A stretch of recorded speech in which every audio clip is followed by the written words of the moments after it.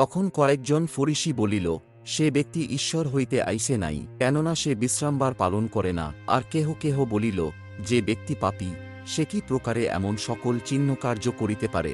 এইরূপে তাহাদের মধ্যে মতভেদ হইল। পরে তাহারা পুনরায় সেই অন্ধকে কহিল, তুমি তাহার বিষয়ে কি বলো, কারণ সে তোমারই চক্ষু খুলিয়া দিয়াছে। সে কহিল, তিনি ভাববাদী। যিহুদীরা তাহার বিষয়ে বিশ্বাস করিল না যে সে অন্ধ ছিল আর দৃষ্টি পাইয়াছে।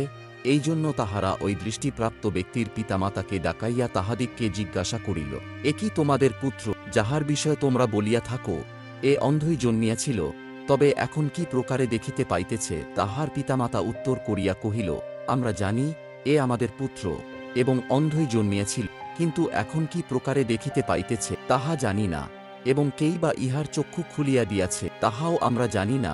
ইহাকেই জিজ্ঞাসা করুন, এ বয়ে প্রাপ্ত, আপনার কথা আপনি বলিবে। আমেন।